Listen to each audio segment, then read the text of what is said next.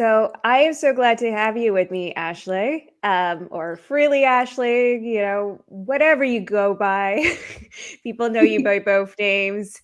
We, you and I ended up on a panel together, which I never thought I'd find myself on, which was feminism, something to do with feminism. I feel like I ended up on the wrong side of feminism, but actually weirdly aligned. It was the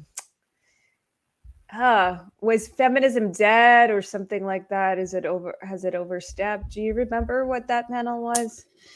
Yeah, it was basically talk. I can't remember the actual name of it. I do remember I was so utterly nervous for that I was like shaking, like I was sitting here like Oh wow. because it was like, well, it's my first kind of experience with like a big like going live on a bigger platform, and then I I'm not good at debates. Like I actually struggle with it just because of the confrontational aspect of it. I'm actually not a confrontational person. So but I wanted to kind of push myself, and so I don't feel like I did the best. But yeah, it was basically because I think feminism has completely been corrupted at this point, just in the U.S. at least, like Western feminism. I think that Yeah. it's probably applicable to different parts of the world, but here I think it's just taken on a completely different meaning other than what people think that it means. You know what I mean? But anyway, but yeah, so that panel was really interesting, and I feel like the whole time a lot of us kind of just kept talking past each other, like uh so I think a couple people had like an old school interpretation of it, and we were kind of talking about the modernized version, and so I think arguing from those two different perspectives didn't really get the point across as well. But yeah.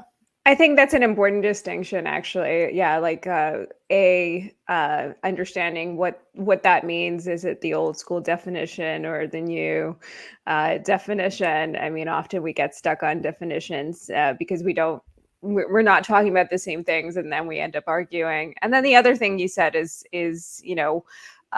in different countries, versus the West, it's a different thing, and the relevancy is different. Some places are indeed still very much fighting for, what I consider to be human rights. I always kind of said that I'm not a feminist but a humanist, um, Hmm. because I believe in equal rights, equal opportunities, and to me, that's what feminism sort of represented. But of course, that is my definition, and that isn't necessarily the definition that other people might apply to feminism. But it's interesting because, yeah, I do remember being on the panel with you, and you were just much more, you know, reserved, and then coming across your videos, and where you're like, wow, she's saying things that I would be terrified to say, some of which I agree with, and some of which I probably very strongly disagree with, since we're maybe a little bit, let's say, ideologically or politically misaligned on probably a lot of things.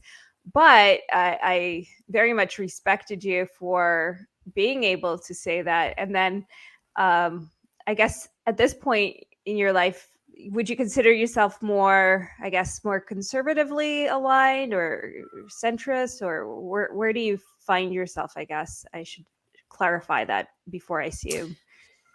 Yeah, no problem. Yeah, I would say so. I call myself a conservative.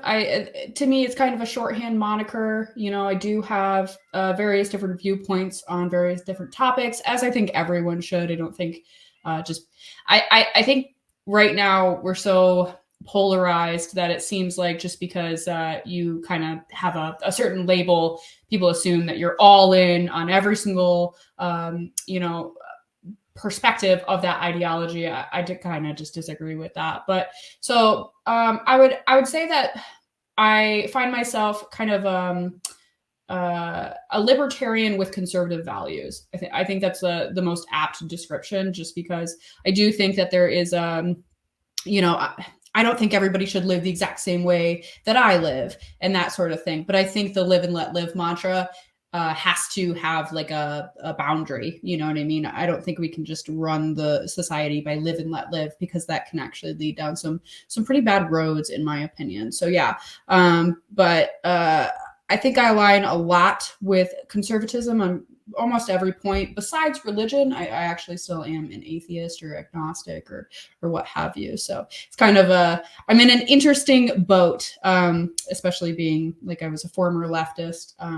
And so now it's just kind of, I'm a weird hybrid, I think. Yeah, and that was something that I thought was quite interesting about you, is that you are a former leftist, and um, you know, that must have been, an interesting transition, and in some ways probably a difficult one. And so I guess first things first is like, what was the sort of pivotal moment for you that you transitioned? Sorry. No, you're fine. I just cracked myself up over a stupid joke. So, so you transition, like, what was that pivotal point for you that caused you to, change your alignment? Was it one specific thing, or was it over time that you changed your viewpoints?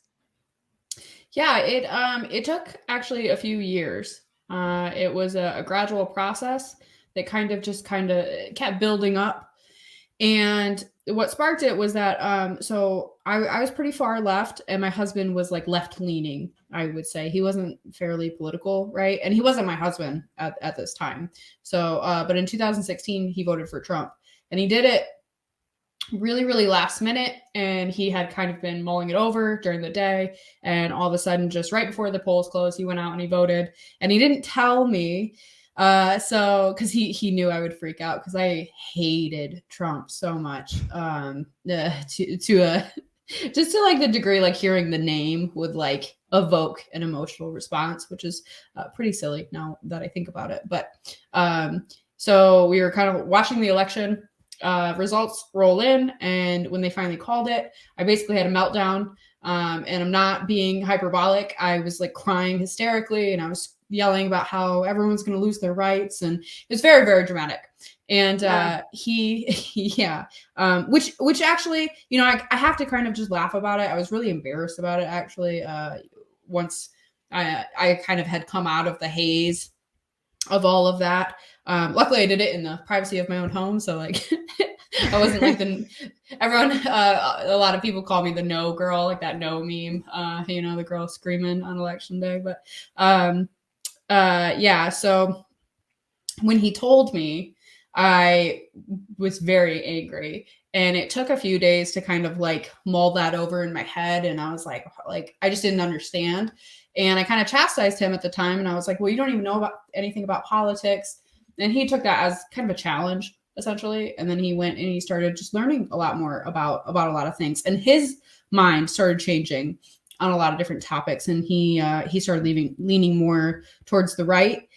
And that was really difficult for me to kind of come to terms with. We had been together, like 5-6 years at that point. So it was like all of a sudden, the person that I love is having this big shift in how they're kind of viewing the world, essentially. And I didn't know how to handle that. And then he just wanted to talk about stuff, right? So he would try to kind of broach conversations with me, and I would have a really hard time just talking civilly. Like I would get really worked up. I would get really angry. I think that had to do with a lot of cognitive dissonance. Like especially he would kind of challenge one of my viewpoints, and he did it very gently. Obviously this is a person that I love. He's not sitting there yelling at me or calling me stupid or anything like that. It was just kind of poking and prodding at what I thought. And once I kind of like started realizing, I kind of started seeing it within myself. Like, why am I getting so angry? Why is this so difficult for me? And now that I look back, it was just because I couldn't defend most of my positions from anything other than like an emotional appeal perspective. I didn't have a whole lot of the facts on my side either. It was just kind of like, well, this is what I thought and this is what I feel, so that's what's true. And I started exposing myself to other perspectives. I started listening to a variety of just different content creators, people, and I just kind of started getting to a place of like, maybe I am wrong. Maybe I don't have it all figured out. Maybe I don't understand things well enough. And that led me down just the path of basically reanalyzing all of my positions on a bunch of different topics. And there's some stuff now that I don't have like a really hard stance on. So I don't talk about certain things because I'm like, well, I don't understand this enough to have a really, really well-formed opinion. So I'm not going to preach about it or anything like that. There's a few things that I do take hard stances on now. But anyway, so yeah, I just kind of went through that process. And it, like I said, it took a couple of years. It started in 2016 to 2017 was when we started kind of having these conversations and talking through stuff. And we would sit down and we would watch like content together, like just YouTube videos, and we would talk about them. It was actually a really, really great way to broach a lot of different subjects in a non-combative way. It's like we're just watching a video and we'll pause it and talk about it, or we'll wait till it's over and we'll discuss what we heard. And I remember the first time we did that, it was like a Jordan Peterson video. And at the end of the video, I was like, well, I don't agree with like anything he said. And my husband was like, that's okay. Like, that's okay. Like, you can disagree. It's totally fine. Like, that's fine. What did you disagree about? And he would kind of do that. And and then we finally did get to a place where we could talk about stuff civilly. And then I can't tell you what I changed my mind on first. I can't I didn't write down or pinpoint those things just because it took place over a really long time. But I do remember in 2019 was like, I think the final straw that broke the camel's back was probably the abortion issue, and realizing that a lot of people were supporting abortion until birth. And that really, really took me aback. And I think like it really started like all the bubbles burst kind of in that moment of like, when I'm sitting here and I'm questioning all these things and I'm wondering, and my mind started to change on a few things, but I was really private about it. Like, I didn't tell anyone I was going through this. I just kind of stopped talking about politics in my personal life, when I was at work and stuff like that, because I had a few coworkers I would talk about politics with. And I just kind of got quiet. And then in 2019, that was pretty much when I was like, yep, I'm done. I don't align anymore. My viewpoints literally don't align. And then I started seeing also just how hostile everyone had become, how hostile I was, how unwilling I was to engage in a civil discussion with someone that I disagree with. And that really just led me down kind of a path of like self-reflection and self-analysis, and which I feel like I've always kind of done just in a way of like how I feel about stuff, but it got much more introspective in those years following. And it wasn't even until like somewhere in the middle of 2020 that I just kind of realized like I am conservative now. It wasn't actually like a conscious like, okay, well, I'm not on the left, so I have to go on the right. That's not how it happened. That's why I kind of call it a shift instead of like a flip, because I think a lot of people do have that mindset of like, well, I don't belong here, so I must belong here. It's just kind of where I found myself. And again, I don't fit in. Like, I don't fit in with the typical conservative still. So I have maintained that sense of individuality, I think. But yeah, so that's right. Basically the story in a nutshell, I guess. Well, okay, so I find it kind of interesting. I always wanted to talk to one of those people who cried when Trump got elected. I was not a fan, but it didn't bring me to tears. So what do you think it was that caused that kind of like level of emotional attachment? I think Trump was a great example of that, but I mean, there's all other kinds of examples. But what do you think it was in you that brought you to being that that meme? And I've been thinking about this for years at this point, and I think there was a very much a strong sense of like a doomsday scenario, right? Like, he's going to get elected and everything is going to just go downhill. Everything's going to, you know, the world as we know it will end and everything will be, you know, toppled over basically, which is kind of funny to me now because that's basically what happened in 2020.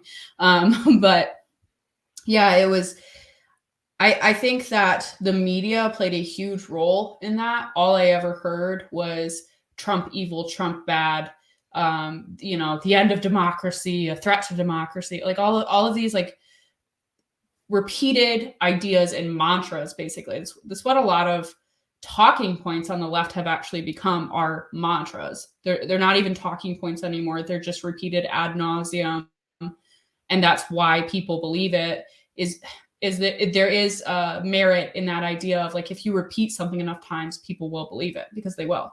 I mean, and that goes to show that there's a lot of like statistics that get repeated over and over and over that are actually false. And it's so hard to get the information out there that, hey, this is actually a false representation of this one specific statistic. You know, that happens all over the place. Like somebody misinterprets it and then that gets published and then it just gets repeated ad nauseum. And it's really hard to kind of reel that in. But anyway, yeah, I very much believed that he was like all of the buzzwords, you know, the homophobic and the transphobic and the xenophobic, and you know, I just thought he hated everyone and everything.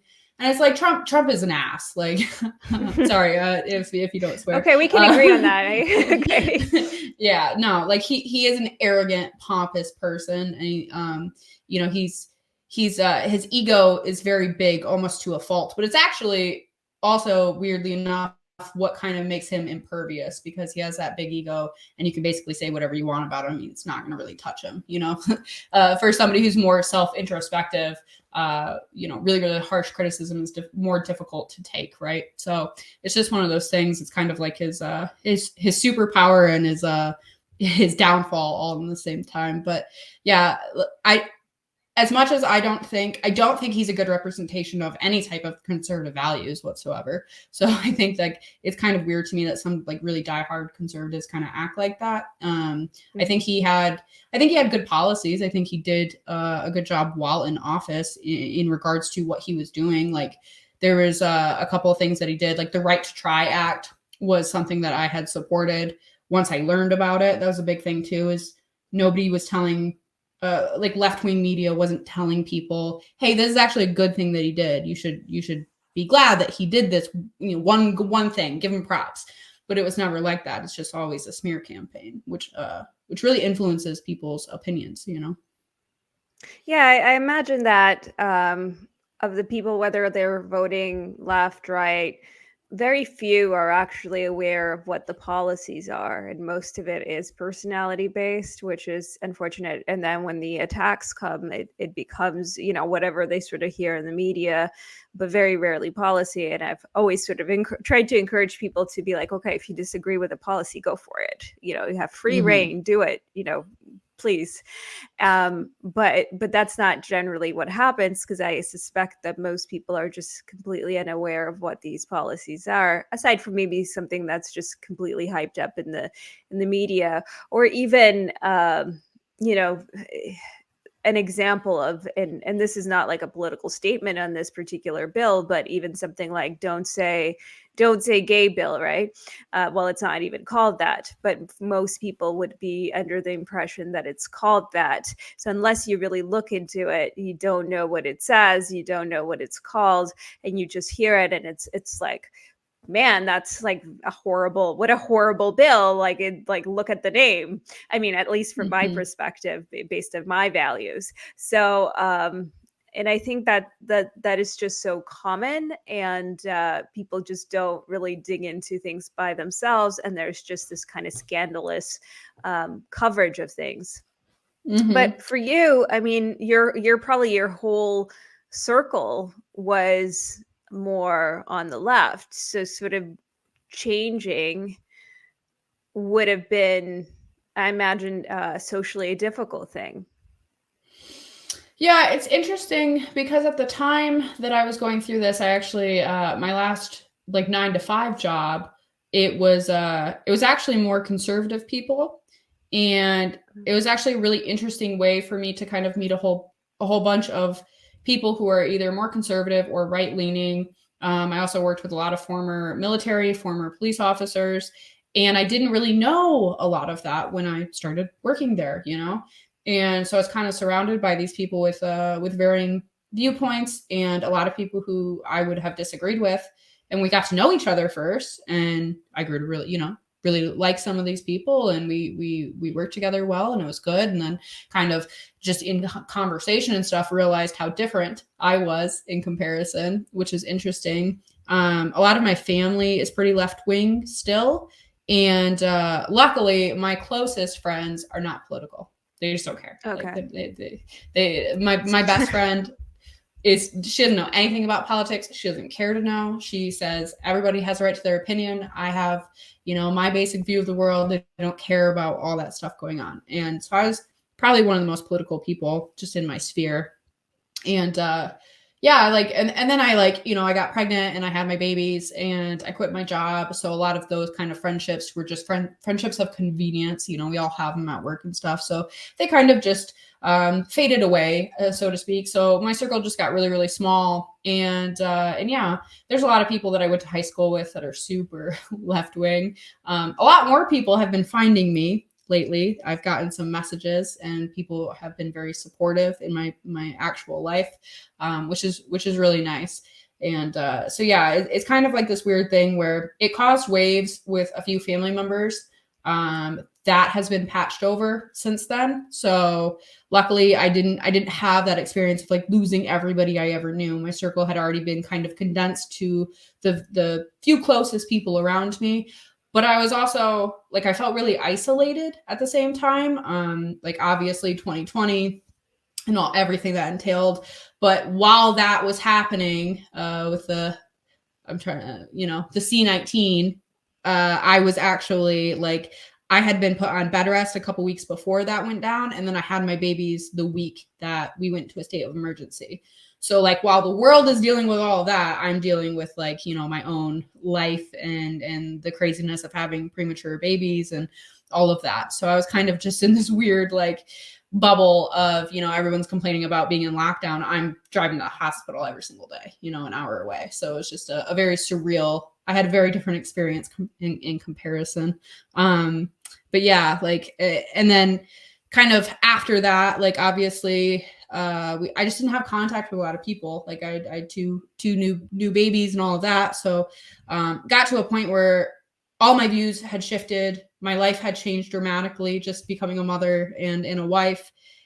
And then I'm just kind of left like, well, who can I talk to about any of this stuff? Like I couldn't, my husband and I talk a lot about a lot of stuff, obviously, but I wanted to kind of, I don't know, just meet other people who had a similar experience to mine, or, you know, kind of expose myself to just other normal people, like who are conservative and stuff like that. So it's just kind of this really weird spot that I was in.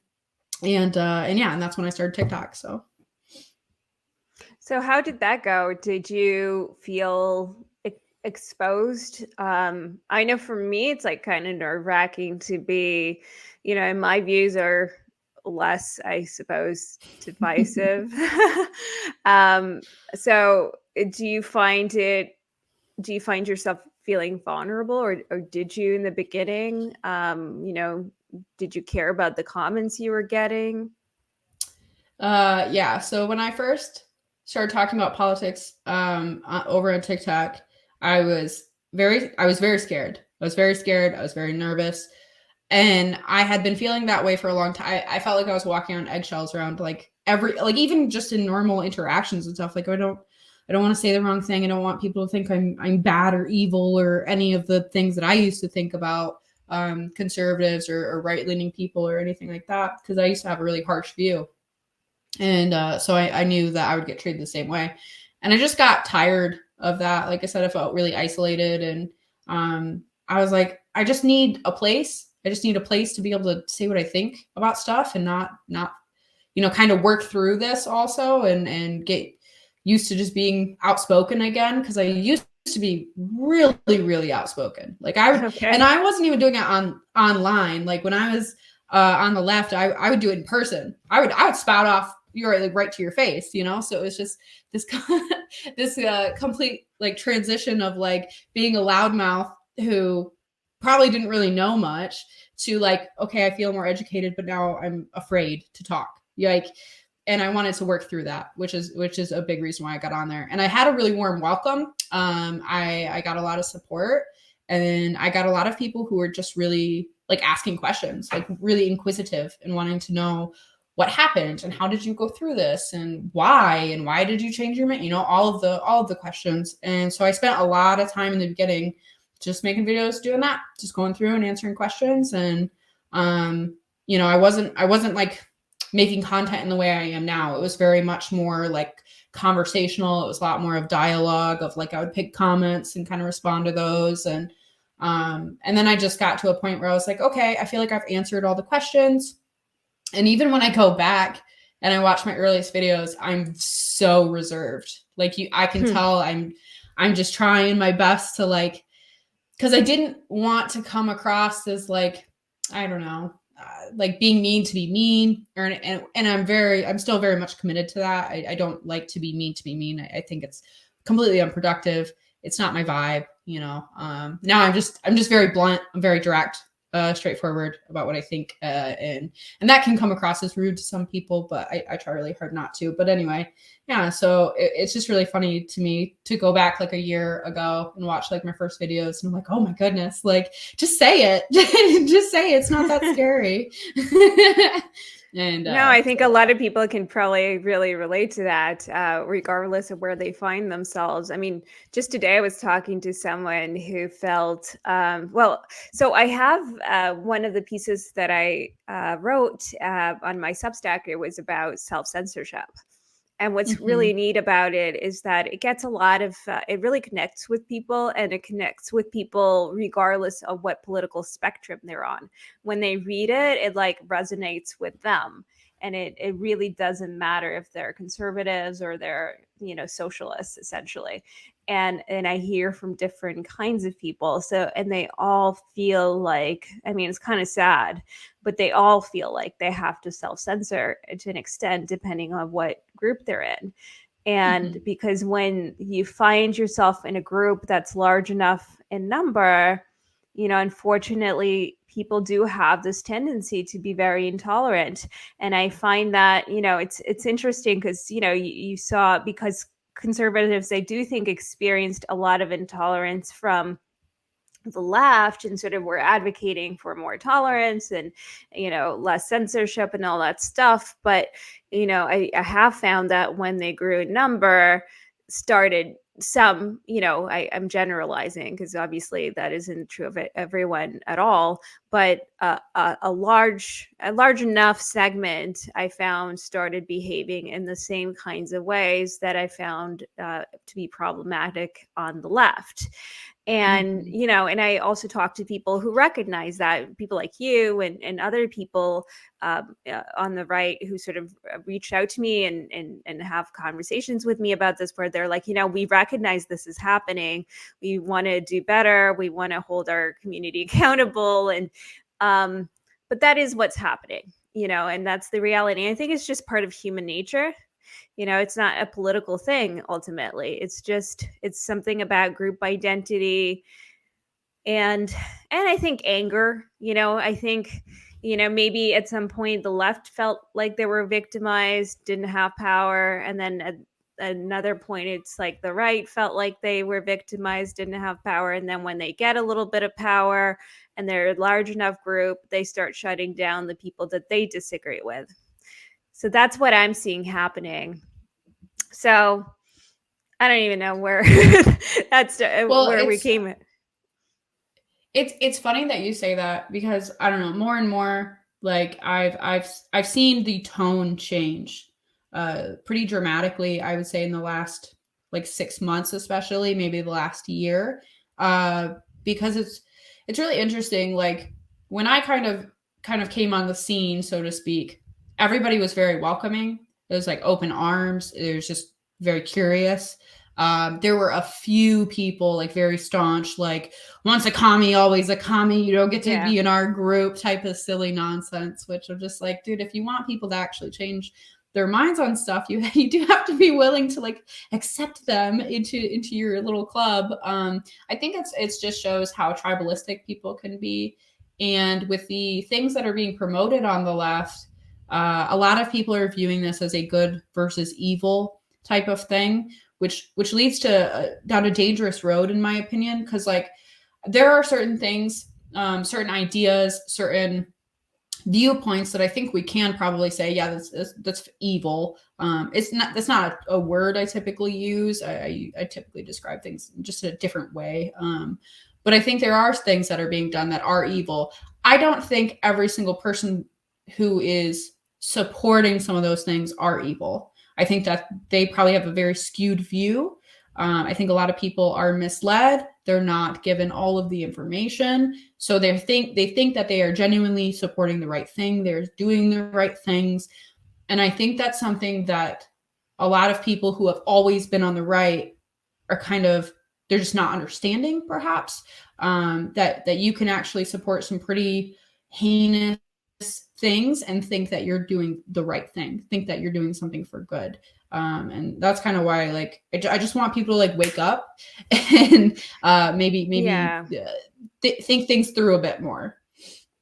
Yeah, and I think this is probably something because both of us have really been on both ends. I mean, I'm still, I'm still a liberal for most of my views and some I don't like to also identify so like strongly, but as I think as I spend more time around conservatives, I've realized how much how much of a liberal I am, ironically enough. But my views kind of differ. I try to take it issue by issue. Mm-hmm. But despite this, like, I've been hanging around both sides. I've been around all sorts of different people and kind of intimately getting to know them and how they think. And I think and you've had the same sort of experience having sort of been part of both tribes in a way, even though you're still very much an individualist. And I think that allows you to really understand how people think and where they're coming from versus, like, yeah, I do think a lot of times people will label, okay, let's take something very mild and uncontroversial, like children transitioning.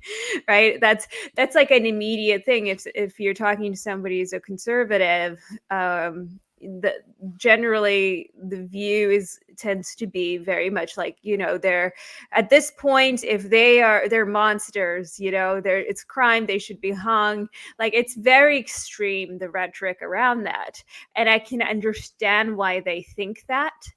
But having talked to parents of kids that, at the very least they consider to be transgender, and might be transgender, um that parent is certainly not thinking in the terms that those people describe.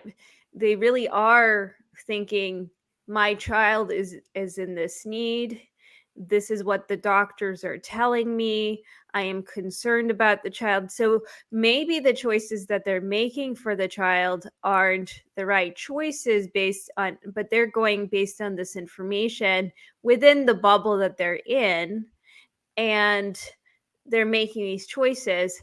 And if you come at them and you call them, you're a monster, they're never going to be open to seeing your point of view. And their view of these conservatives is that you don't accept their child, that you Mm-hmm. don't like trans people.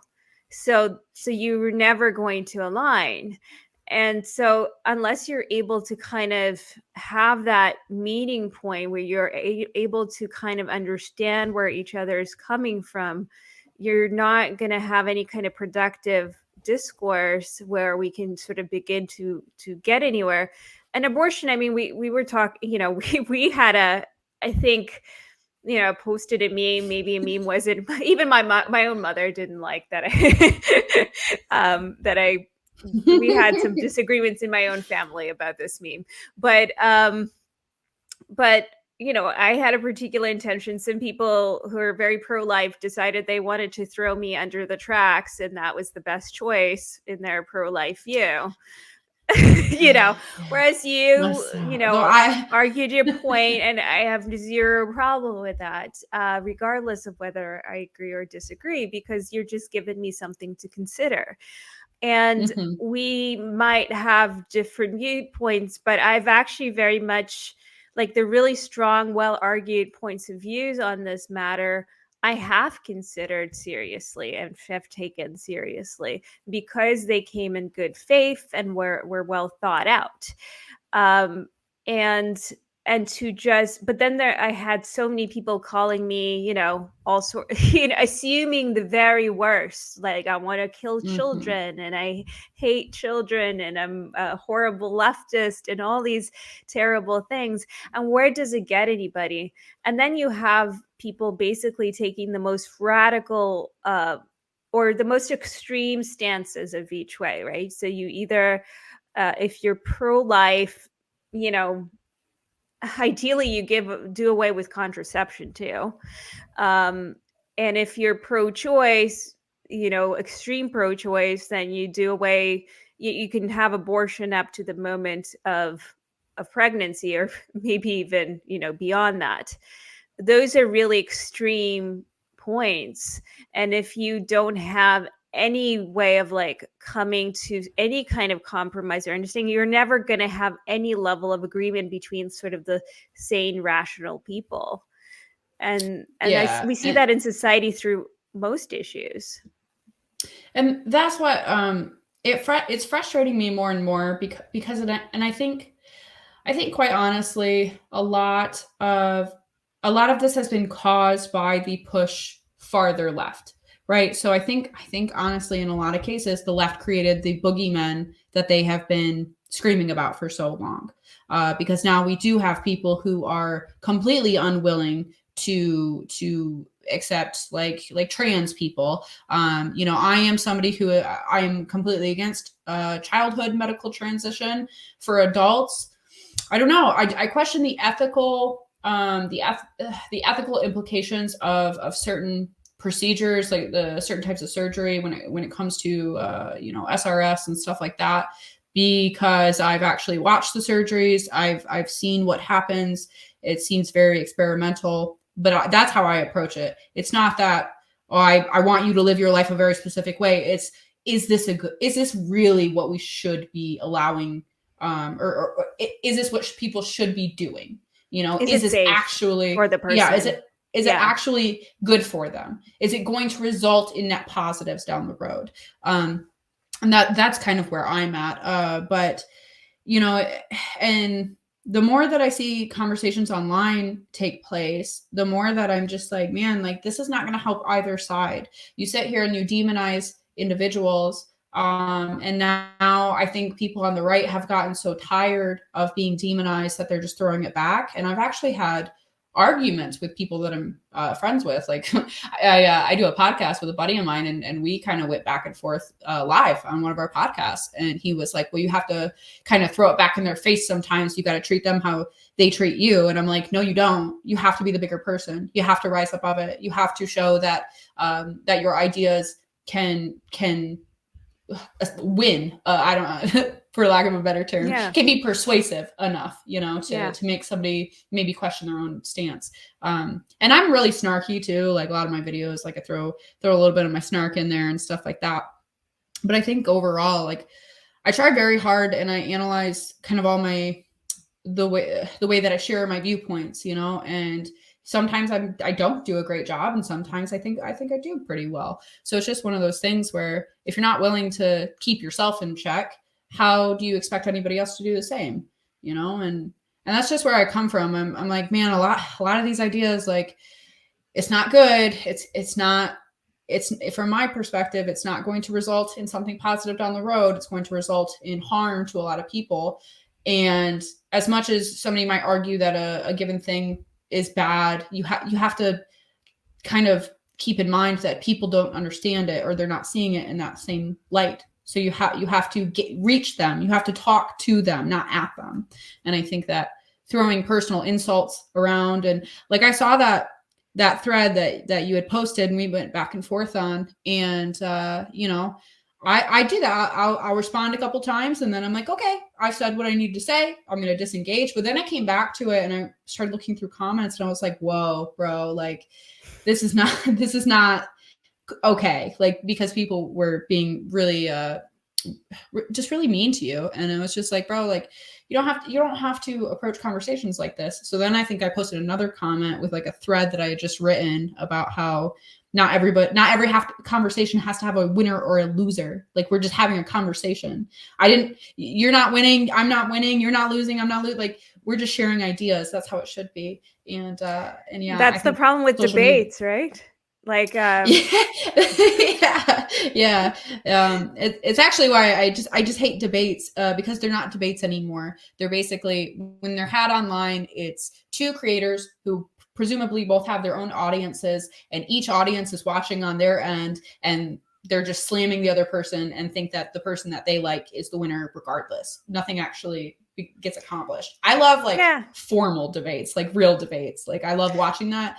It helps a lot, kind of see what both perspectives are and kind of analyze both at the same time and see what a rebuttal would be to an argument maybe that, you've been thinking about for a long time and you have trouble articulating. So you can watch somebody else do it and you're like, oh, okay, that's actually a good point. Or you can see where they might fail, that sort of thing. But like the social media debates, like, no, exactly. And also sometimes you fail just because you couldn't think in the moment of this, and then you think 5 hours later and you come up, but you've lost, right, to the audience. But actually, like, no, you've had a fantastic, and they failed to understand that that great rebuttal.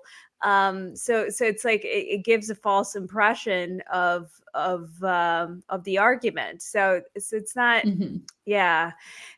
And I think I do prefer conversations as well, because then you're trying to get somewhere, you're investigating together and you're building on each other's, and you're sort of invested together to getting somewhere closer to an understanding of something. But yeah, I mean, I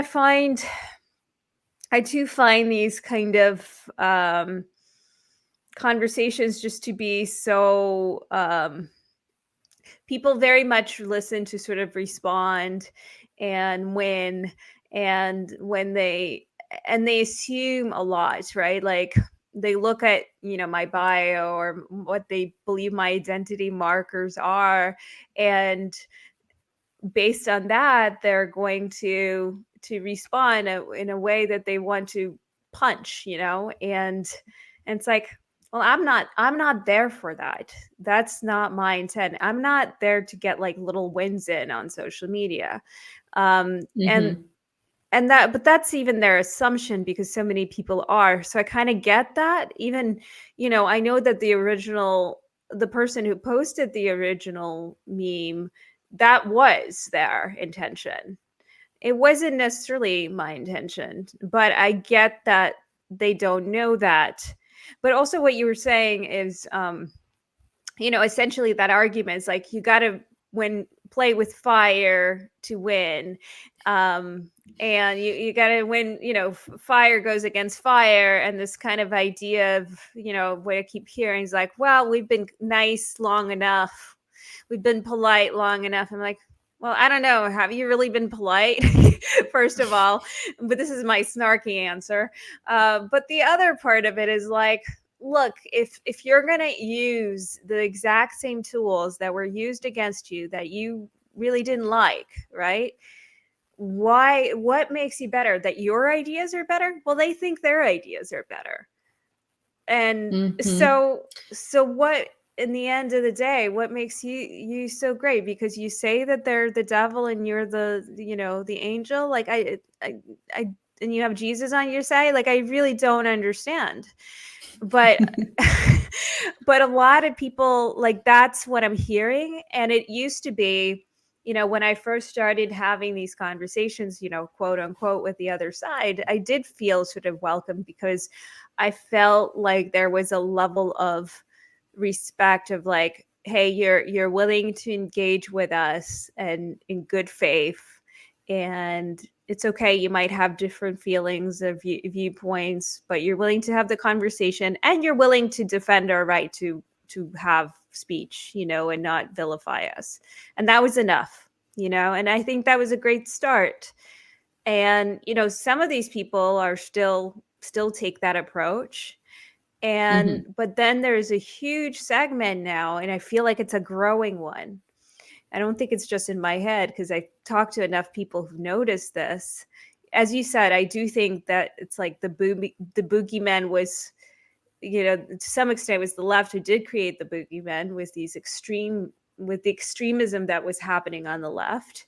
And I guess I should make the distinction. It's the extreme left that it created now the extreme, or allowed the growth of the more extreme, I think, right.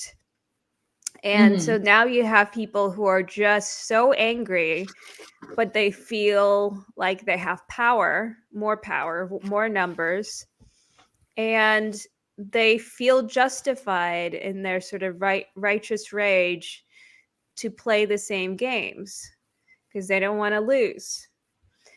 Mm-hmm. But that, Mm-hmm. but to me, it's like, okay, what does that make them, right? The exact same. Makes them the exact Yeah. same. And that's my biggest problem with that. Oh, we've been nice for too long. We've been this for too long. Well, there's merit in being upfront and direct and just blunt. And then there's also a way of doing it civilly. You don't have to be particularly nice, but I think that's a weird conflation too. It's like I can be civil to somebody that I completely dislike. I Yeah. can just put that to the side and be like, when I show up to an event and I have to be around somebody that I don't like, I just go, you know what, you're over there, I'm over here. I'm just not, I'm gonna interact with you as least as I possibly can. But like, if I have to interact with you, I'm not going to be absolutely horrible to you. It's like I don't want to disturb the event. Like, it's that kind of mindset for me. It's like, and I don't know. Like I get a lot of similar comments from people who don't like, you're just hateful, you're just horrible, you're just a bigot, you're just this, you're just that. It's very interesting, kind of coming from the other side. And I knew it would happen, obviously, but it's just still surreal for me in a sense of like, well, I'm not saying anything hateful. And the same people who call me hateful and horrible and say that I'm a bad person are very quick to say that I'm this monster and I shouldn't deserve good things and I shouldn't deserve happiness, and sending me all kinds of threats and stuff like that. And it's just like, do you just completely lack the self-awareness to understand that you're acting in the exact same manner that you're claiming that I am? And that's kind of what keeps me from ever, even when like I have people who will harass me for weeks, months on end, every single video they're posting, and it's just insults, and I put up with it for a while, and then I'll just eventually block them. But it's just like, why take your time to do that? Why take your time to watch content that you absolutely hate and you're just commenting to insult somebody? I don't particularly understand that. And I don't know if it is that element of like self-righteousness or something like that, but I'm sure people on the left have the same exact thing happen to them. And I'm not willing to compromise my own principles and my own values to go, oh, look, ha ha ha, I made you feel this way. It's like, okay, like where did that get us? Nowhere. We're still in the exact same place, and now we're more divided and more divided, and the actual hateful rhetoric will continue to deepen the chasm that has developed between the left and the right. Because there was once a time where liberals and conservatives were pretty close together. They had a lot of similar values and principles. They just differed on solutions to various problems. That was kind of where we were at, probably when like you and I were growing up. That's kind of what we saw going on. Mm-hmm. And now it's like, well, no wonder people are saying, because a lot of people on the left will say like, you need to oust anyone who is conservative or right leaning, and you shouldn't interact with them. Well, it's because our principles and our values have fundamentally changed in such a way that and that's why people can't like just be friends anymore. Like, and it's just very surreal. I think it's a bad landscape. And if we don't start trying to bring the two sides back together and get away from the extremism and build the bridge back up, then it's not going to end well for anyone, in my opinion. So, do you see a solution to this? Do you see this changing in any way, or is this going to keep getting better, worse? I mean, until it gets better at some point. It's it's one of those things where I can see it going both ways. There's a lot of kind of former leftist, ex-Dem type of people that find their way to me, obviously. And I kind of want to kind of just offer that community of like, look, like if you're unsure about things, or you're questioning things, or you just want to hear a different perspective that isn't drenched in like this, I don't know. I can't think of the word I'm trying to use, but it isn't drenched in like disdain constantly and like doomsday type scenarios. There we go. Then that's kind of what I want to offer people, I guess. And it's frustrating because there's just so few people. Like when you're online, the people who are interacting tend to be just crazy. Like from either side, like the anonymous people, people who have their name in their face, and like they have other, YouTubes and stuff like that. You can go and watch them and see what they think. I think that's kind of a different realm. But when you got a bunch of anonymous accounts who don't have to like attach their actual personhood to this account, they can just say whatever they want, and they feel emboldened to do so. And it's like there's people who are on the right who agree with me, and they go about sharing their views in absolutely horrible ways, from my perspective. And a lot of it is just dunking on each side. Like the leftists dunk on the right, the conservatives dunk on the left. And I'm very critical of leftist ideology, but I try very, very hard to not attack anyone personally. I don't talk about what people's appearances. I don't name call. It's not something that I like when it happens to me. So I just kind of live by that rule, like just treat other people how you want to be treated. So I'll tear apart arguments and viewpoints and stuff like that. But that's the interesting part, because there's a disconnect, because leftists are so heavily emotionally tied to all their viewpoints that they feel like it's an attack on them. That's the difference. It's like that. I'm not attacking you as a person. I'm attacking what you think. I feel a little bit attacked right now. Yeah. You should. That's interesting. Yeah, there is this tendency. It's interesting. I mean, I never did feel that way, and maybe that makes me an individual. But because to me, it always was about the idea, and maybe that's why I'm able to sort of communicate with regardless of anybody's ideology, because that conversation I never feel like it's an attack on me. It's like it's an idea, and if I can't defend that idea, then I have weak arguments, or can't withstand, right? And so I kind of welcome it, because ultimately, I'd rather know if it can withstand. Yeah. Even abortion. I mean, that's a really difficult one, because I have changed a lot of my perspective on it. I was in a different place in the past than I am now on abortion. Even though I am still pro-choice, it is a different pro-choice stance than it was. And I'm much more understanding of the complexities, because in the past, all I heard was the religious argument. That was not compelling to me. But the other arguments I've heard, I do find more compelling. I mean, obviously the strong non-religious argument is about it's not your body and your choice, right? It's this other entity. So that's what makes it so much more complicated. And it is such a, I mean, the reason we can't settle is because there is some unknowns within that, and there is some and there's an emotional element, which is what I was trying to bring up with that meme, is really like, because we have some unknowns, there's an emotional reaction that we have to certain things, like a living baby that's there versus like one that's like, we don't know if it's a actual life or a potential life. well, some people will see it as an equal life, and some people will see it as a potential life, perhaps, or a clump of cells. Some people do view it that way. I don't necessarily view it that way myself, but um, but that's what makes it such a complex issue for Mhm. in terms of coming to sort of consensus. But yeah, I mean, what I'm kind of curious with you, because you've changed your mind on so many things, and it sounds like quite a few. Do you see yourself ever changing your mind again? I don't think that I don't think I'll ever like flip back. That's for sure. I think that if somebody presents a good enough argument with good enough evidence, I will happily revisit some of my viewpoints. And I've continued to do that since my shift. Like in 2019, I definitely didn't have it all figured out. I had like I've reformed my opinions, and now I have to kind of weed through those also.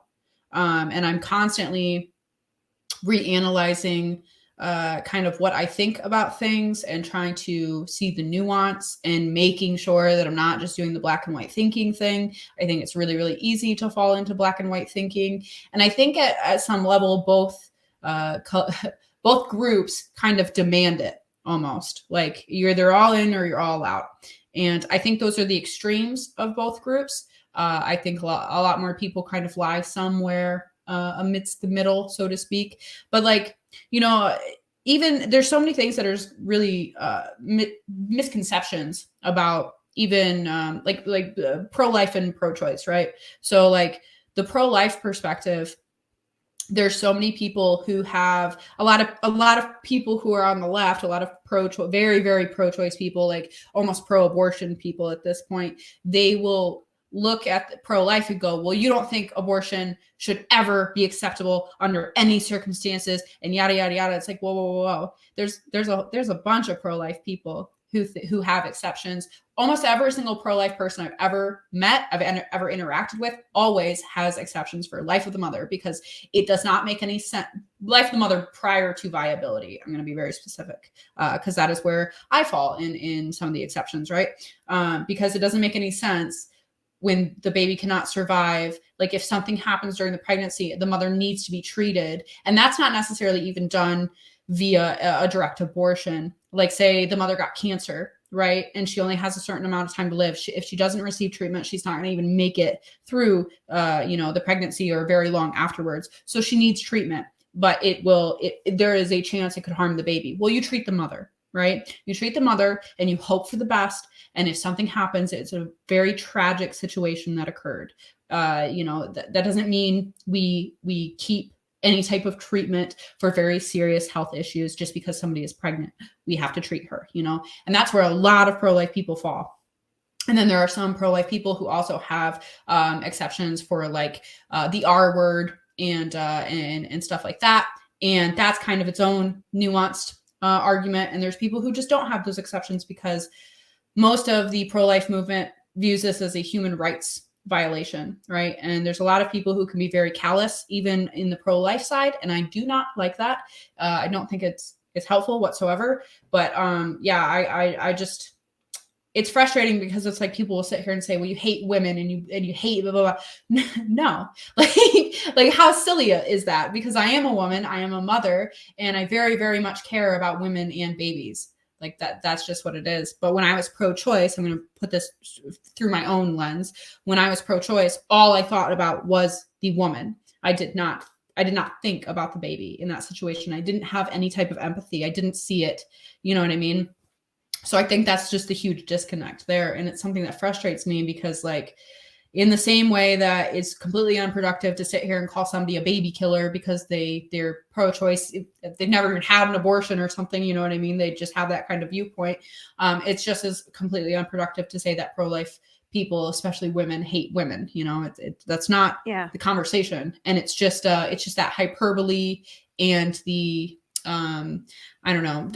twisting the argument basically to demonize the other side. Now I will say there are a lot of like pro-abortion people who are extremely callous and very crazy when they're espousing their views about the situation. There are some, but I mean, there are some that I would 100% agree with you. I've seen some where I'm like, man, I will be right by your side in terms of, I mean, most people would find them, including all my friends who are pro, choice. I can even call it pro abortion, I suppose. But it's, they would find it completely, disturbing, and worse. Some yeah. of the viewpoints that these people espouse, and the idea that it's just like, at any moment you kill for no reason. That is not the viewpoint of the vast majority of people, of sane people. It's just not. Um, so, and most people really do believe that it is something for exceptions, and for, it is not a great choice. That is not something, even like, I haven't met a lot of people who really do believe that it is something where they're like, that should just be birth control, you know. Oh, really? I've met a lot of people like that. Okay. Maybe I keep, maybe I met, No, it's I'm we have about to this. say some judgy things, so maybe I should refrain. But, well, I don't think that's a good thing. I mean, I think we have a lot Mm-hmm. of options these days, in particular, where there's a lot that we can do, that Mm-hmm. that we can take responsibility, but accidents do happen that are not the fault of the person. um Things do fail despite the best intentions, and also there are other circumstances that happen. And but in terms of somebody not taking responsibility for their actions, that's a different situation. And I do think people need to be responsible, and there's definitely a lot of options for people, who have access to those things. um Yeah, and I think I do want to make a distinction because I do actually consider pro-abortion and pro-choice people kind of two different like okay. categories because there are people who, such as yourself, you sound more so like just like kind of like an OG liberal, like just a Yeah. reasonable person who happens to be a bit more liberal in your thinking and your viewpoints and stuff like that. And then there's like, and I think it sounds like you definitely do acknowledge like just the element of personal responsibility surrounding this Yeah. issue and not treating it frivolously or callously or anything like that or fleetingly. Like this is a very serious topic and a very serious issue, right? And then I think the pro-abortion people are the people who essentially dismiss any other type of choice. They promote abortion over everything else. There is no lenience. There is no there's a complete dehumanization of the baby, and those are the people who typically I end up interacting with, which is very interesting. And those are the people who will just sling whatever insults they possibly can at you. They'll I call you assume all that's types because of. they're the ones who find you. But those are, to me, those are the extreme voices. And I think that extremists on either side, this is my viewpoint on this at this point, is like, I just think that they represent nothing but extremists, and they should be ignored. Like, I just don't take into account what they view, because to me they're just radicals. And I mean, maybe I'm, listen, feel free to argue with me here, but I just feel like, whether they're, on the right or on the left, I don't care. People like that, to me, they just don't represent the average population. And but they get You overrepresented. You are correct in that they do not represent the overall population, right? But I think very much, especially when I feel like it's starting to happen a little bit on the right, but especially on the left, the radical voices are leading the pack, so to speak. And there's a couple of very radical voices on the right that they really need to just like oust, Yeah. because oh my god, no. But I think it's also frustrating to me too because like there's a lot of people who will say, oh well, there are people who call me like an alt-right radical, like, and I'm like, bro, okay, all right, we're just gonna live in make-believe land. But what's really interesting to me is I actually have just on the abortion topic, we'll get off it here because this wasn't supposed to be like an abortion debate by any means. But it's an interesting topic for sure. But I actually know quite a few women actually who have had upwards of like 4, 5, 6 abortions, don't bat an eye at it, don't care, just celebrate it, that sort of thing. So it actually, definitely it's a radical viewpoint, but I have seen it in real life, with people I actually know in person. And that's what worries me too, is just the complete disregard of human life in general, because I feel like it goes through you can interpret that through a number of different lenses, just not just the abortion issue, but just a lack of respect for life and people and individual rights and all that stuff. So it's just very interesting to me, kind of seeing all this stuff kind of transpire, and the takes that we hear that are like the loudest online. But I will say, I think Twitter particularly, man, Twitter, they're just crazy. They're just crazy people there. There's just a bunch of crazy people, or people who specifically will just troll. They're engagement farming. They're making really crazy, posting really crazy opinions or viewpoints or takes specifically to get that engagement boost, which I don't really understand. Like, engagement farming is very big, and it works. It works very effectively. I'm just like, why are people not onto, like, there's certain accounts that shall not be named. They engage farm in the exact same manner on a daily basis almost, and yet it continues working, and I just don't get it. Are people, I had this this is going to sound horrible. I had this argument with a friend of mine a couple of years ago now, or a little less than a couple of years ago, maybe a year ago, and I was more optimistic then. And he said that most people are stupid, and and I think he's put the number at 90%, and I had argued with him vehemently, and I'm maybe not to 90%, but I'm starting to come around. And I feel terrible for saying that, but Twitter is and now people will tell me, Twitter is not real life. And I think that's true, because the type of engagement that you get on Twitter versus real life is significantly different. You don't get this kind of stuff in real life. But, there's also beautiful things that come out of Twitter. So I don't want to just, some people will call it a hellhole and leave it at that. And, I also get beautiful letters and sometimes really thoughtful things. So I don't want to put it down like that entirely, but there is that the engagement farming is an extreme driver.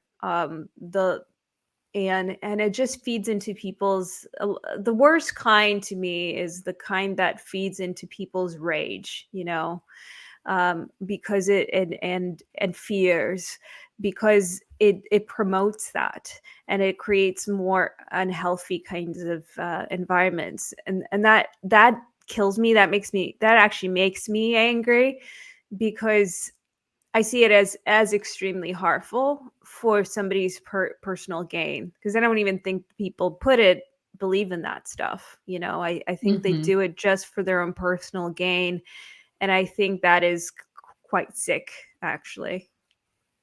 I agree with you 100%, because it actually frustrates me a lot how I see people conducting themselves in the online sphere, because I actually conduct myself online as if I were in person.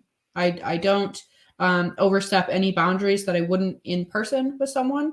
And I do try to pick my battles. Sometimes I engage when I should not, and I should just keep scrolling. But I see something and I'm like, man, I just feel like this isn't presented in the right light, and maybe I could correct you. And then so it's just it's just one of those things. But it's interesting because across all my platforms, and I have been able to make like actual valuable connections with people. I've been able to reach people that perhaps I would not have been able to reach otherwise. Like on TikTok, I'm almost at 80K. On YouTube, I'm at like nearing 160K. I think I'm at like 158 or something like that. And it just blows me away, honestly. And the ability to meet new people, and like, I mean, even such as yourself, like I would have never known you in No. real life. We would have never had the chance to connect and have this conversation. And it's something I very much appreciate, because there are people who, I mean, there are people who are much more traditional than I am, and we kind of talk about two different things, and they're in a different sphere of content creation, and we're good friends, and they're very supportive of me, and I'm very supportive of them, and it's just this wonderful relationship of like, yeah, we just want to like just be there for one another and be like, man, I'm struggling with this, or I'm struggling with that, and in regards to like my content, and so, you know what I mean? And I think it's just really interesting and wonderful. So as much negativity that can be spread online, it's actually just because of the individuals themselves. Like if you choose to not partake in the negativity, if you choose to try your best to spread positivity and promote good ideas and chastise the bad ones, and dissect that and all of that, I think everyone's user experience would be much more positive in and of itself. I think also, like, I'll tell you what, like if I spend too much time on Twitter, which I have a habit of doing lately, if I log off, Me too. if I just log off for like a day, I just feel so much better. I'm just like, oh, like the chatter is gone. My mind is clear. Like I just feel like, whew, like more calmer almost. Like, so I really do think like it has a big effect on us emotionally and psychologically. I think people think that it affects me like on a personal level, but I think where it affects me is that sometimes just being exposed to people's worst. So that's where I think it's not that people are attacking me personally so much. It's Mm-hmm. that people are capable of it. That's what I find sometimes painful as a pretty sensitive human. I didn't seem to get less sensitive through the years. So I think that's where Twitter can really hurt me, but so can other platforms, anywhere where it kind of shows me. So it's not my engagement so much with other people, but when you see, like, it's the same thing. I get like targeted with like anti-Semitic things. And I'm pretty good at like having very thick skin about that kind of stuff, because I'm like, well, it's not about me. It's about them. And it's just silly to me, right? For someone to have these kinds of thoughts. But when you see a lot of it, you're just like, man, this world is kind of filled with hate. There's so many people who feel these things and feel like that's what their views are. So you read this stuff. So that's where I think sometimes Twitter and other platforms get to me, just reading so much hateful stuff. But I notice, yeah, like if I take a break, I've deleted Twitter a few times from my phone. For the first day or so, my finger keeps going there, trying to. So it's really funny. It's and very Mm-hmm. sad. And then it's like I'm free. I don't need it anymore. I never before. I only started using it actively a couple of years ago when I started becoming outspoken. Up to then, I just never felt that compulsion to tweet. Um, and then I started because I used it a lot, because I wanted to use it as a tool to, share certain things, and then, first very carefully and very cautiously and scared and terrified. And then now I'm like much more comfortable. I do see the value of it. I know that it gives people, I think I think having certain views come from a pretty, normal person, pretty like not I'm not a crazy. I think I'm not. I'm crazy in some ways, but I'm not you know what I mean? I'm not like Mm-hmm. I'm just a I'm just a normal person, and expressing views that people are sometimes scared to express. I think it Mm-hmm. makes people feel more comfortable doing that. And that's why I feel like it's important. That's why I haven't really quit Twitter or, other platforms. That's why I keep talking. But I do think, modeling certain kinds of behaviors, and I do find that when I watch your content, I find it comes in good faith. Like, I might not always agree with everything because we do have, different views. Some things I agree with, sometimes not, but it lets me consider it. And I think the arguments are made in good faith. I don't think it comes from a mean place. And listen, we're all capable of occasionally being a little snooty or a little making slightly, poke fun of something a little more than maybe we should, but in general, that it's like it's coming from a good place. Mm-hmm. So I think that's important, in having people see that, modeling that, I think is really important. And and I think it encourages other people to kind of do the same. And then maybe pointing out when other people don't do that, but like I don't go and I say, so and so is doing that. I just talk in generalities and maybe some things that they can watch for. And I think people are smart enough to figure out for themselves who's doing it and what to look for, and maybe catch themselves when they fall into little traps, because it's very human to fall into traps. I think we all do it. It's like gossip. We all know it's not the greatest thing, but we all kind of like to listen to it sometimes. It's very human. but Mm-hmm. but we can, I always say, I think I have a lyric or something like that. It's like, I'm bad but I choose to be good, something like that. Where it's like I have bad impulses, like I'm not like a saint by any means, but in my life I try to make choices that I think align with the principles I've chosen to live by. And Mm-hmm. maybe that's slightly conservative. I don't know. Just kidding. No, I think that's the best I think people can do, is like, we don't always have like the most perfect pure thoughts. We don't have, we don't always make the best decisions either, but we at the very least can attempt to do that, and have some kind of a guide for us where it's like, okay, this is what's important for me to live by. Does that make sense? Yeah, and totally. And I think that's actually a big problem is people are not living by the principles with which or the values that they might espouse or preach to others. I think that's the term grifter gets thrown around a lot.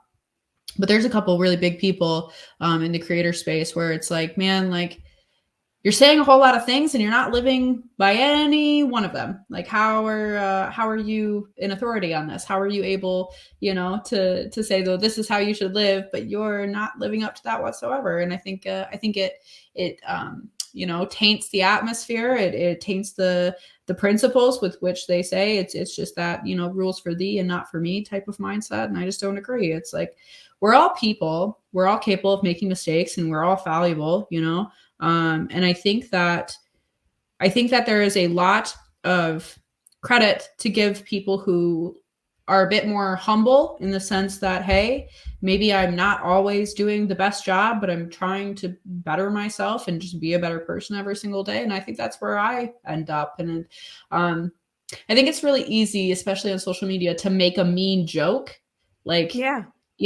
like say something mean, but you portray it in such a way that it's funny and it's something to laugh at. And I laugh at that kind of stuff all the time, right? But I grow hesitant to actually do that myself sometimes, because it's like, well, I don't want to dogpile. I don't like the whole dogpile thing, unless it's like, I don't know, like Joe Biden's account or something like that. It's like, you're not reading any of this anyway. It doesn't really matter. Yeah. It's some aide somewhere who's doing Yeah. all of that. So certain really large public figures, it's like, man, you're gonna get that no matter what. It doesn't really matter. But when it comes to, like, just the average kind of person or whatever, I just try to not do that. you know or if it's going to be a joke, at least make it funny. I think people say mean stuff and then they say, well, it's just a joke. It's like, that wasn't even funny, man. Like, Yeah, I it think has you're to be just trying to, really funny. yeah. So, but and that's just a personal conduct thing. Like, I think, the thing with freedom of speech is that you should be allowed to say whatever you want, right? You should be allowed to be as heinous as you want. You should be allowed to just espouse the craziest types of views. But it takes the individual to question if, well, I can do this, but should I? And I think that's the thing that not enough people are doing. Like, there are certain things that, like, if you're stating facts, you should never be censored for that. You should never be censored, period. But like, in the regards of, like, if you're stating something that's factually true, then there's no reason for anyone to come around and say, well, you're being hateful. Well, they're not. They're saying something that's just a true thing, right? And in the same sense, there are people who run around and they say a bunch of crazy stuff, and they're like, I'm not being hateful, I'm just saying the truth. It's like, well, you are kind of actually spreading around some hate and just being nasty about it. So what's the point of that? So anyway, I'm not sure where I'm going, but I think that people should really start considering their own personal responsibility in regards to free speech. And it's actually, I think you made a post about it, because I read your self-censorship article. I think I shared it on my Instagram, actually, because it was really good. And it resonated a lot with me, because I was like, man, yeah, self-censorship sucks. And I do it all the time. So I can kind of skirt all of the arbitrary censorship that's going on. And so my message gets out there. But there is a cost in doing that, of you condition people to self-censor in such a way, and that will just continue and continue and continue until we're not allowed to say anything. And it's because we ourselves are censoring ourselves. So I don't know. I kind of just like go back and forth on that, but with, like, the levels of egregiousness that, but I think just on a personal conduct level, people should just act as if they were in person with people. That's just kind of what I do. Like, I wouldn't say something online that I wouldn't say in person. Yeah, I think the post you're referring to was where I said, just, freedom of speech is this kind of wonderful thing that we have. But it's kind of, I think it was something about how it sort of saddens me, though, that when people use it on things like, say racism, or it just seems like such a waste, or hateful things. Mm-hmm. Yeah, because I think it's like you, I do think, I wouldn't censor, but it does feel like there is a personal responsibility. I completely agree. That's what kicks in. It's like, I do think about what I say very carefully, and it's like, why am I saying it? What's the intention? How is the person going to hear it? Should it be said? And it's not like, if you're making a joke, is why are you doing it to make a joke? Are you making it because it's an important point to make?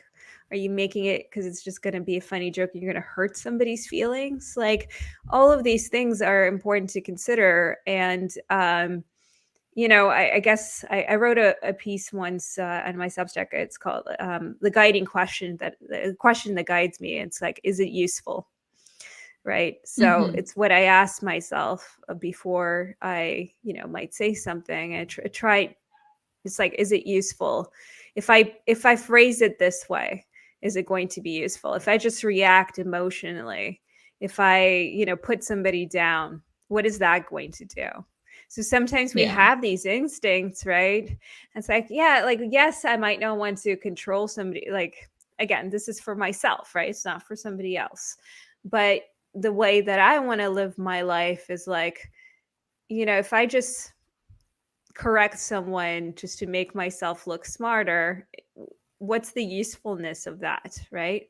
Versus phrasing something a certain way that is maybe more humble, like doesn't make somebody feel bad, but maybe impart something that's helpful in some way, right? So I Mm-hmm. think if you're always keeping that in mind, in the back of your mind, I think it helps refocus everything you say in a way that puts something out into the world.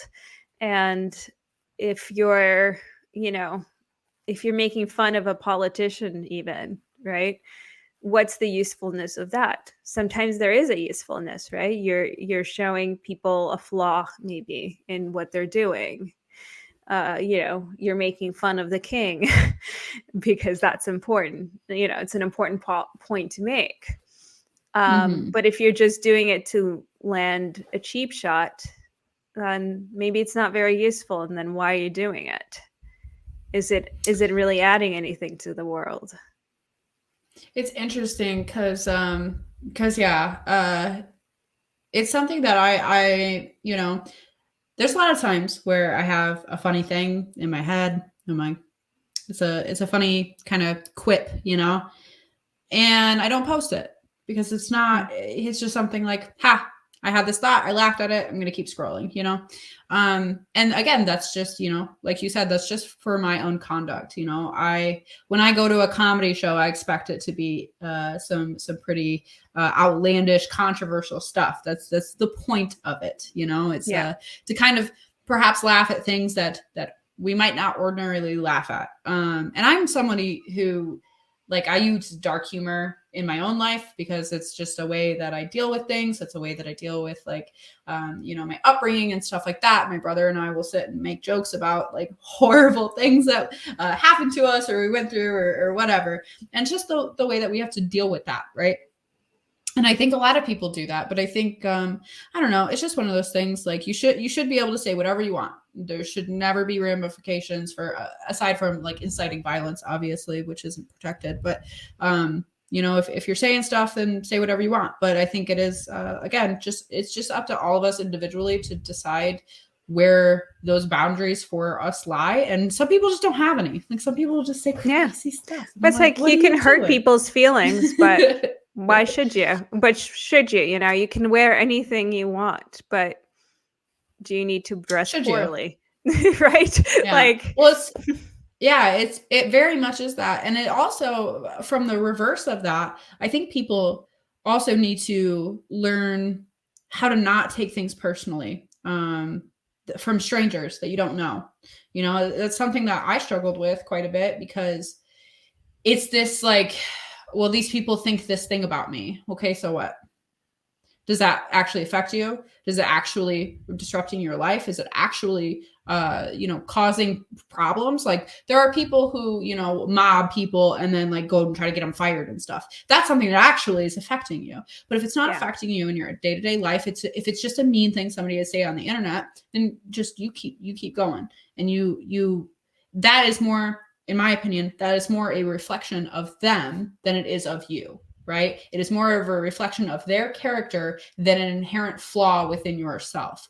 That's just kind of what I go by, because it's something that you have to learn how to deal with when you're in these online spaces and you have, like, fairly big, platforms or people who are following you and stuff like that. Because you're going to get, everybody gets a lot of that. yeah, it is. And it's a little hard. Like, it can be a little bit like you're not used to it. It takes a little bit of time to be used to it. But what you just said, it's like how I feel about racism. It's a reflection of them and not you. Mm-hmm.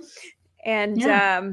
I think that's like it helps to kind of look at it that way, because I think people just I think often people take things like that personally, but really it's not personal. Like, somebody who thinks in that way is just, like, to me, there's something wrong with them. Maybe it's treatable, hopefully it's treatable, but but that's just them, it's not you.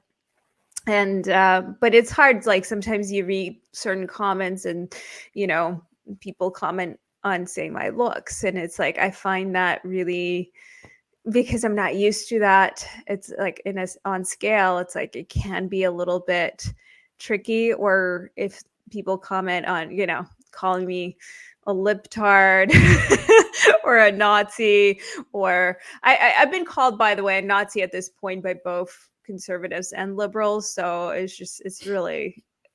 just shows you what these things mean, how little these things mean. But Mm-hmm.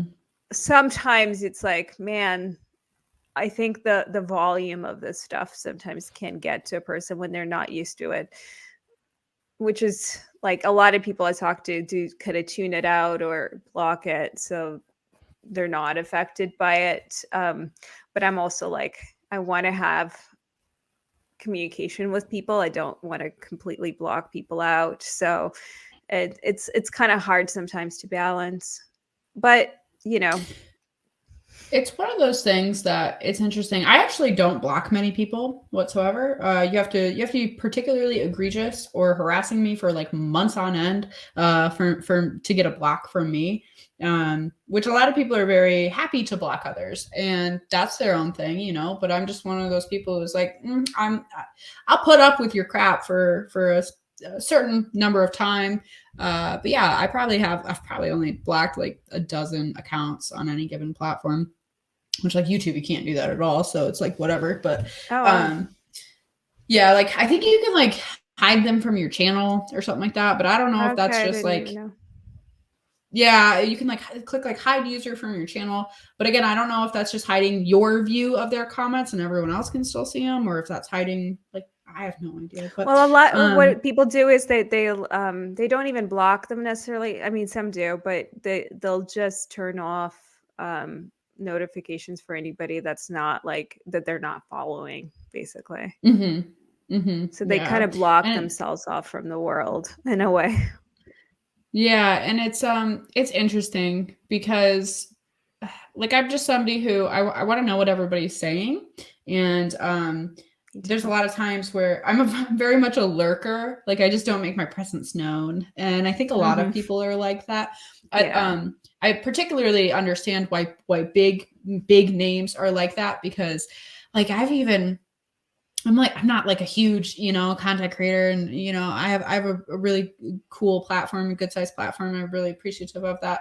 But it's funny because I'll be watching like a live, and I'll be on my account that has, you know, Freely Ashley on it, and if I comment, like it's surprising to me when people are like, hey, I know you, and hey, hi, and I'm like, oh no, like I wasn't trying, I'm just watching the video, guys, like like don't pay attention to me, I'm not important here, you know what I mean? And it's just this very, because I have a disconnect with it, because I don't think that, I don't know, you know, I've watched so many creators for so long, and so it's weird to be one of those people, you know. And Hmm. it's been really cool though, because like people, you know, you kind of brought up earlier that it if you say what you think about things, and you're you know, espousing your views in a positive way, how that can be inspirational to other people. And I've had a number of people reach out to me and kind of say that to me, and say that like I helped kind of push them into content creation, or they just really appreciate it because they feel like they can't talk. And that's like one of the biggest compliments I think I could ever get, is like, hey, like you're either a voice for me because I'm not willing to put myself out there, or you helped me push myself to start doing this too. And I just think that's so cool. And it's just a really beautiful thing within this environment of like, you know, I don't know, people saying that if you have the wrong viewpoints, you're not allowed to talk. Well, that's ridiculous, because who are you to say if my viewpoint is wrong? Like you're not actually putting it up against yours. You're just saying that mine is wrong and just going, so there. It's such a silly thing. Well, I'm very glad to have found your viewpoint. Whether it runs counter to mine or in alignment to mine, I'm always glad to hear it, and I'm glad you found your voice, and I'm so glad to have had the chance to have this conversation with you.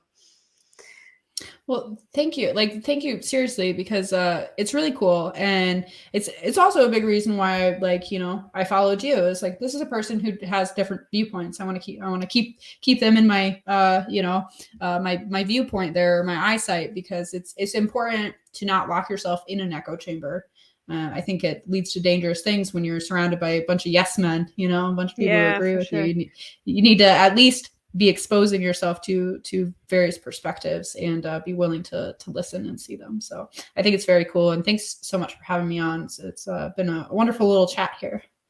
Absolutely. Very, very great to have you on. And, you know, I always encourage people to kind of disagree with me. I think they take it a little too literally. So I should start paying them, but just kidding.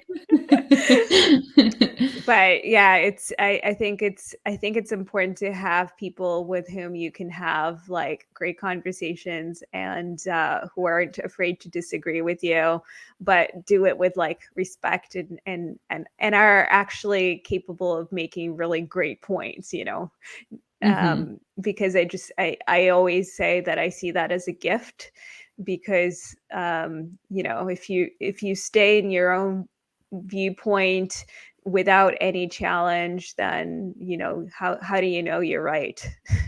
Exactly. um, so this is an opportunity to either refine your viewpoint or change it a little bit, and I think I see that as a gift. What else can you wish for? So I really appreciate you, and again, thank you for having this conversation with me. Yeah, And of we even course. Thank touched you on so much. abortion, the most forbidden Yeah. topic of all, or one of. So great. It's a hot button one. It sure is.